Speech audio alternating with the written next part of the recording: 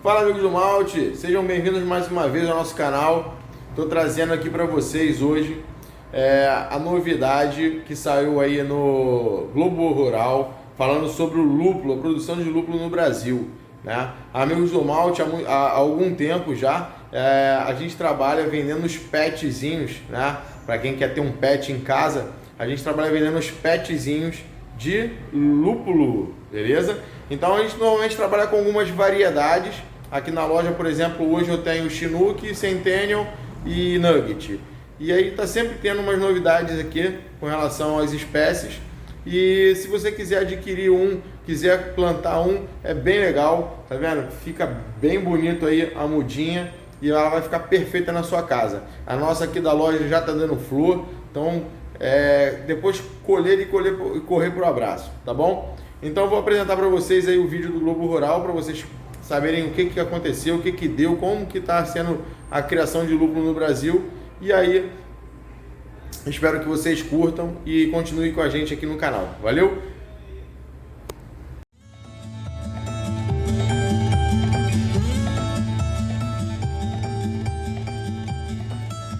Bom dia! Bom dia! Hoje você vai conhecer uma atividade que está ganhando espaço no Brasil. É o plantio de lúpulo. Produtores de várias regiões do país estão desenvolvendo técnicas para esse cultivo se sair cada vez melhor no solo brasileiro. Desde o preparo da muda até depois da colheita. E já tem gente iluminando o campo para ajudar a planta a crescer. Tudo isso para dar conta de um mercado gigante. É que as flores do lúpulo vão no preparo da cerveja. Os produtores estão testando variedades e criando estratégias para a cultura prosperar no Brasil. Tem até plantação iluminada.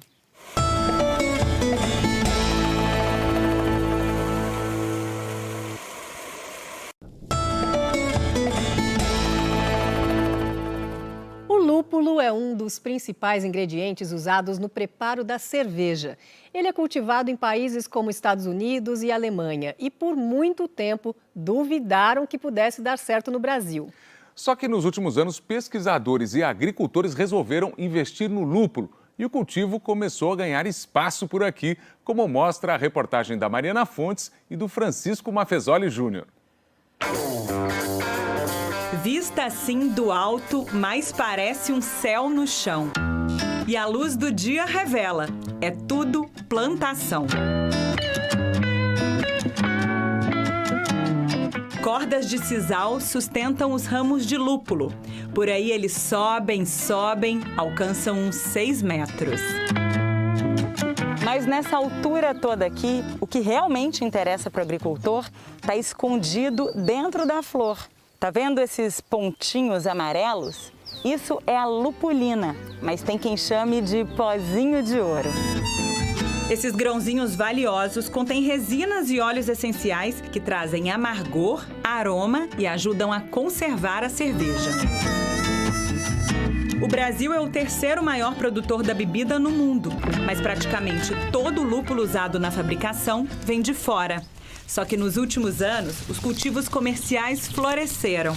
E hoje, a Associação de Produtores de Lúpulo, a Aprolúpulo, tem 160 agricultores espalhados pelo país. Uma das fazendas fica em Fartura, São Paulo. Nesses 6.000 metros quadrados, o sisal desce em pares, desenhando um V. Na natureza, o lúpulo trepa noutras plantas como um lobo tentando abocanhar sua presa. Daí o nome Humulus lupulus. Humulus é o humus, aquela parte do solo cheia de matéria orgânica. E lúpulus, lobinho em latim. Mas aqui, o Zé Mário precisa conduzir os ramos. Se deixar ela sozinha, ela não sobe. A maioria, elas vão meio que rastejar pro chão aqui, elas não vão conseguir subir.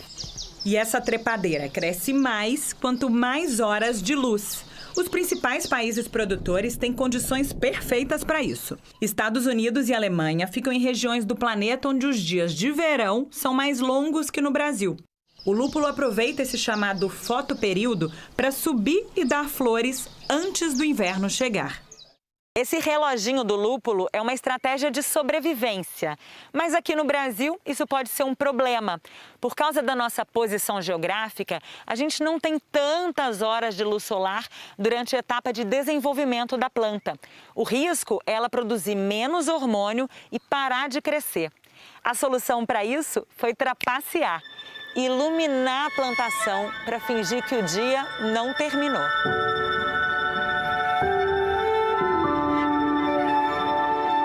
Vocês enganaram a planta. Exatamente. E o resultado? Foi maravilhoso, né? Produção maior do que era esperado.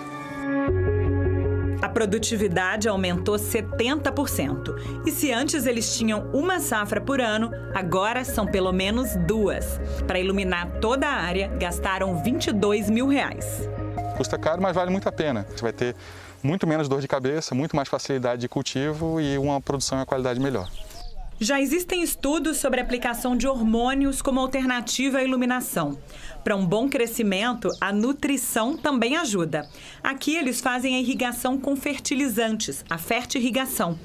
Quando o lúpulo alcança o topo, ele abre os braços. Desses ramos laterais saem as flores chamadas de cones.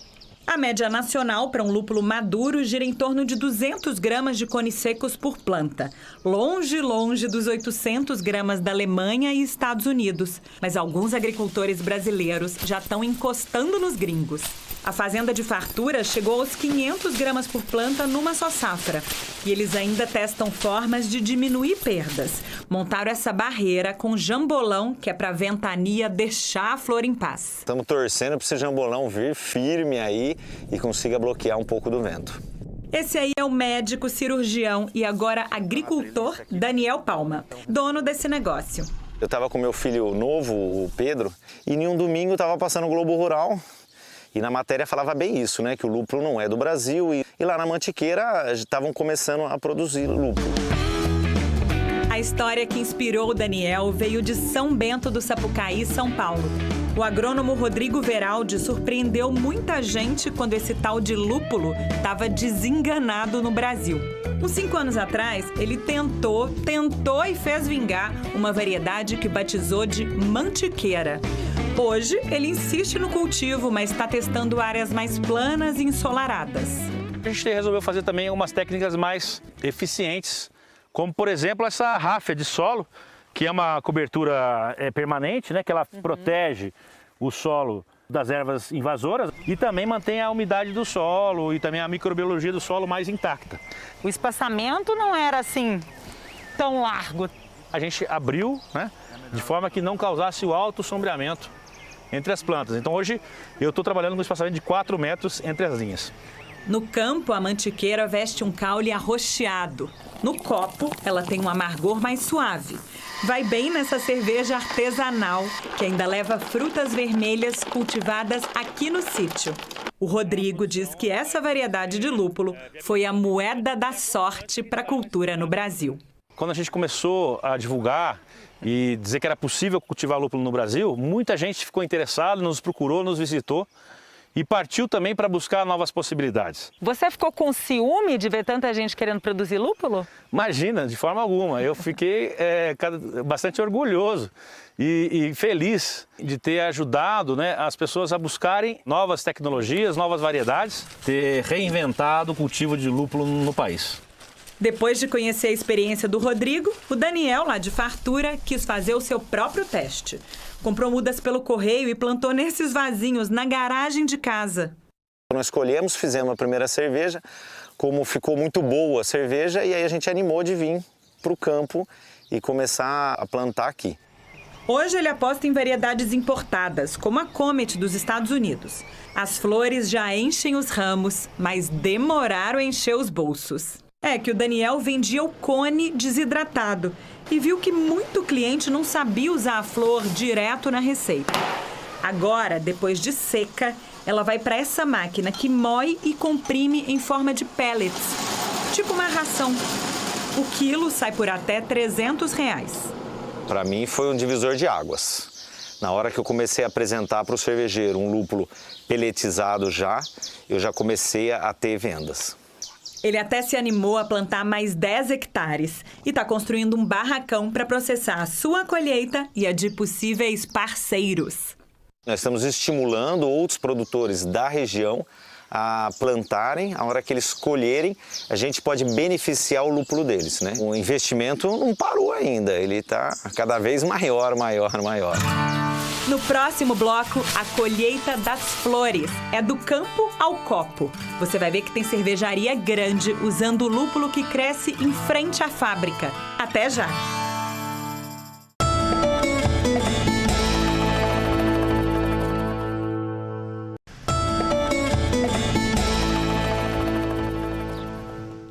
Vamos à segunda parte da reportagem sobre o lúpulo. A produção nacional traz renda para os agricultores e diminui a importação pelas cervejarias. Agora você vai conhecer produtores cada vez mais especializados. É o surgimento da nova cadeia econômica do lúpulo brasileiro. Corta embaixo, ceifa em cima e o ramo despenca no chão. Embora já haja algumas máquinas fabricadas por aqui, praticamente todo o nosso lúpulo é colhido com as mãos. Mãos que também soltam cone por cone e fazem bonito na hora de pesar. Por enquanto, primeiro lugar, 813. Parabéns, Vanusa. Vanusa, veterana nos cafezais e a mais ligeira da turma. Hoje rendeu. O que a senhora faz para colher rápido assim? Não faço nada, hoje é a primeira vez que eu comecei o serviço. Uai, já deu baile nos homens tudo que estava colhendo? É. Será que a colheita do café te ajudou aqui no lúpulo hoje? Creio que sim. Boa, Vanusa! Honrou as mulheres que desenvolveram a cerveja. Isso mesmo, há uns 5.000 anos elas já fabricavam a bebida na cozinha de casa. Lá no começo, a cerveja levava água, malte, que é o grão germinado seco, além de algumas especiarias. Na Idade Média, era comum usar as ervas cultivadas em cada região para temperar a cerveja. Essa mistura de ingredientes, como o alecrim, o gengibre, era chamada de gruit. Até que um dia, o Estado e até a Igreja monopolizaram a venda desse gruit. O produto então ficou mais caro e as pessoas passaram a buscar alternativas. Aí, uma planta foi ganhando espaço e conquistou a preferência dos cervejeiros e cervejeiras. Tinha chegado a vez do lúpulo. A monja Hildegard von Bingen, ela era uma estudiosa, uma pesquisadora botânica, médica, era uma sumidade para a época. Ela era mestre do mosteiro de von Bingen na Alemanha. E foi quando ela descobriu as propriedades do lúpulo, que seriam propriedades bactericidas, conservantes e que serviam muito bem para temperar a cerveja também. Então quer dizer que não era só tempero, também ajudava a conservar? Sim. Na época das navegações, a cerveja ela era condicionada e levada da Inglaterra para a Índia, só que ela estragava no meio do caminho. E com o lúpulo, eles descobriram que a cerveja ela conseguia chegar na Índia conservada e própria para consumo. Assim nasceu a India Pale Ale, ou simplesmente IPA, um dos 200 estilos de cerveja registrados no mundo. Via de regra, todos levam água, malte, lúpulo e levedura. São receitas variadas que pedem diversidade no campo. Fazer cerveja lembra fazer pão. Tem que calcular direitinho cada ingrediente para chegar naquele sabor exato. No caso do lúpulo, para uma bebida mais leve, tem quem use, por exemplo, 1 grama por litro. Já para uma cerveja mais aromática, mais amarga, dá para usar 20 gramas do produto. E além de acertar na matemática, o cervejeiro tem que conhecer as variedades diferentes de lúpulo disponíveis no mercado. Se muda a variedade de lúpulo, muda o gosto da cerveja. Exatamente, e cada estilo pede características específicas e cada lúpulo tem essa característica específica. O Bruno é dono dessa cervejaria em Sorocaba, São Paulo. Uma das 10 cervejas que ele fabrica já é feita com lúpulo nacional. Hoje, dá para você trocar o lúpulo de todas as cervejas que você produz aqui por lúpulo feito no Brasil? Ainda não há essa possibilidade porque nem todas as variedades de lúpulos estão sendo produzidas aqui no Brasil. Se a gente conseguir fazer com que mais produtores se envolvam nisso em locais diferentes do Brasil, eu acredito que a gente consiga substituir por produtos nacionais. O lúpulo tupiniquim chega mais fresco, mas o cervejeiro precisa confiar nas características do produto em qualquer safra. Por isso, Flávio Novaes, engenheiro, montou um laboratório em Mogi das Cruzes, São Paulo. Aqui, ele analisa o amargor e o perfume da lupulina. As amostras vêm de várias regiões do Brasil. Eu já fiz análise de lúpulos com baixíssima qualidade, porém, no último ano, eu estou fazendo análise de lúpulos excelentes. Para atender o produtor do fim até o começo, o Flávio também propaga mudas. Essas plantas aqui têm de 1 a 5 anos e já são matrizes. São elas que vão produzir os clones para preparar as mudinhas, né, Flávio? Isso mesmo. Como é que você sabe que uma planta está pronta para ser mãe, digamos assim? A gente tem que reparar que as plantas, elas começam a soltar essas ramas laterais, que vão servir para a gente clonar. Dessas estacas, ele faz as mudas, que são vendidas por até R$40. Para entrar para esse negócio, o Flávio arrumou 2 sócios meio por acaso. É que o cunhado dele, o Caio, contou a novidade para o amigo Felipe. Ele falou, Felipe, meu cunhado está produzindo. Falei, cara, ninguém produz lúpulo no Brasil, isso é inviável, nem literatura tem. Aí que eu apresentei um para o outro e começou toda essa história. Você fez o meio campo ali. Exatamente. E entrou de sócio. Lógico. A bola já estava no pé, tinha que chutar, né? A cadeia do lúpulo tem se desenvolvido graças a muitos corajosos. E boa dose dessa valentia vem de Teresópolis, no Rio de Janeiro.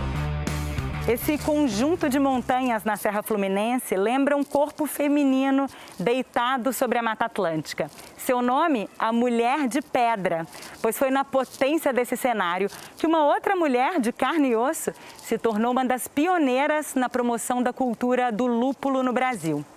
Por mais de 30 anos, a Tereza fez mudas e vendeu sementes de hortaliças. Só foi pensar em lúpulo graças à insistência de um amigo. Ele ficou falando de lúpulo, e aí aquilo foi me atiçando a curiosidade, comecei a pesquisar e aí foi quando eu comecei a realmente me apaixonar pelo lúpulo. Um tempo depois a gente também descobri que era uma planta que ela não tinha registro de análise de riscos e pragas, então que ela não poderia ainda ser produzida no país. Ela batalhou para regularizar as cultivares de lúpulo no Ministério da Agricultura. Hoje, quase 50 variedades têm autorização para cultivo e venda no Brasil. A Tereza também certificou o viveiro, onde produz mudas flutuantes, num sistema de hidroponia. De tempos em tempos, ela faz uma poda para estimular a produção de raiz. Mais raiz significa mais produtividade, uma planta mais forte, mais firme, que vai sustentar uma estrutura que chega a 7 metros de altura, né? Para o cliente isso é ótimo. Nossa, é maravilhoso. É o que o cliente quer receber. A clientela da Tereza está espalhada pelo país, mas o principal comprador fica pertinho dali. Em 2018, ela mandou cerca de 300 mudas para essa fazenda, que pertence a uma das maiores cervejarias brasileiras. E eles foram multiplicando as encomendas até chegar a 14 mil plantas. Ele já está dando cone, ó. Tem um cone lá em cima, começou a abrir os cones. O Marquinhos acompanhou tudo desde a estreia. Nós fizemos bastante coisa errada no início, né? E a gente foi aprendendo na prática mesmo, no dia a dia. Chegou a perder planta, pô? Chegamos a perder algumas, sim. As que nós perdemos, na verdade, nós ganhamos, porque nós ganhamos experiência com o processo. Esse aqui é tipo um jardim de infância. Quando a fazenda quer testar uma nova cultivar, eles trazem a muda para cá com 5 meses e acompanham o desenvolvimento dela para ver se a planta vai crescer forte, saudável, se vai ser bem produtiva. Quando chega a hora da colheita, é o momento de avaliar se aquele lúpulo também é bom para produzir cerveja. De 0 a 10, se ela tirar pelo menos 8, significa que a planta tem uma boa probabilidade de ser promovida e vir para uma área de cultivo comercial como essa aqui. Essas plantas aqui passaram no teste? Sim, essas são cultivares que já podem ser utilizadas nas nossas cervejas. Além de vender o produto na internet, a cervejaria usa esse lúpulo em receitas artesanais. E elas são desenvolvidas com a ajuda do Rüdiger Goethe, um mestre cervejeiro de família alemã, nascido em Niterói, no Rio de Janeiro. O Rüdiger ferve o mosto, que é a mistura de malte com água. Os cones são adicionados durante a fervura para passar amargor e aroma. Mas tanto calor faz com que parte dos óleos essenciais evapore. Por isso, uma nova quantidade de lúpulo reforça o perfume depois. Essas dosagens também são feitas no processo industrial, com lúpulo peletizado. O Rüdiger preparou aqui pra gente 2 estilos de cerveja para mostrar as diferentes possibilidades do uso do lúpulo, né? Essa primeira aqui qual é? Essa primeira é um estilo de cerveja da escola alemã, totalmente 100% com lúpulo brasileiro. Enquanto que essa aqui, nós temos aí 3 tipos de lúpulos para trazer o amargor, mais o aromático que aí trabalha notas de frutas tropicais. Posso provar? Deve.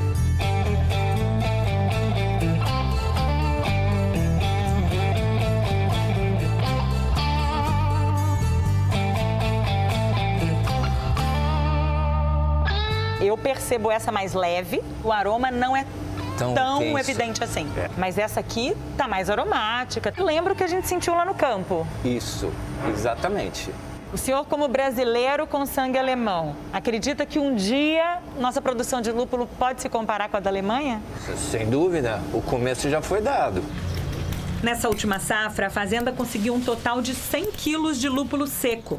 E eles usam na fábrica 4.000 vezes isso. Mas o Diego Gomes, mestre cervejeiro e diretor industrial da empresa, sabe que a expansão dessa cultura é muito benquista. Hoje, a nossa dependência com importação é praticamente de 100%. A gente tem vulnerabilidade da moeda e se a gente tiver uma autossuficiência mínima dentro do mundo lúpulo, eu tenho certeza que isso vai ser muito bem aceito pelo mercado. Foi o Diego, aliás, que teve a ideia de investir nesse plantio. Também por um desejo pessoal. É que faz 15 anos que ele visitou um cultivo na Alemanha e encasquetou com lúpulo. Lá, ele reproduziu o gesto popular entre os produtores, o Handbonitierung. Nessa avaliação manual, você esfrega a flor para ressaltar o perfume. É a primeira vez que eu vi uma plantação de lúpulo e já fiquei apaixonada. Se eu te dissesse naquela época que você ia produzir lúpulo aqui no Brasil, o que você me diria? Eu diria que seria impossível. A produção de lúpulo no nosso país ainda tem muito a tornar possível, mas a primeira barreira já foi vencida. O verde e o amarelo combinam com o Brasil. Agora a gente já provou que o Brasil tem lúpulo, que o lúpulo do Brasil é bom, que se a gente se permitir experimentar e tentar, a gente consegue fazer coisas incríveis para o nosso país e para o nosso povo. Quanto mais gente estiver engajado no plantio do lúpulo, melhor para o nosso negócio.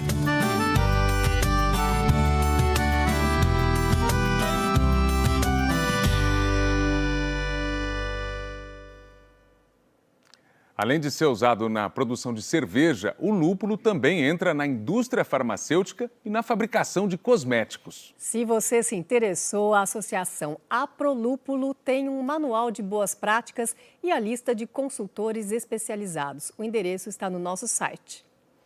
Um bom dia para você! Bom dia e até a semana que vem!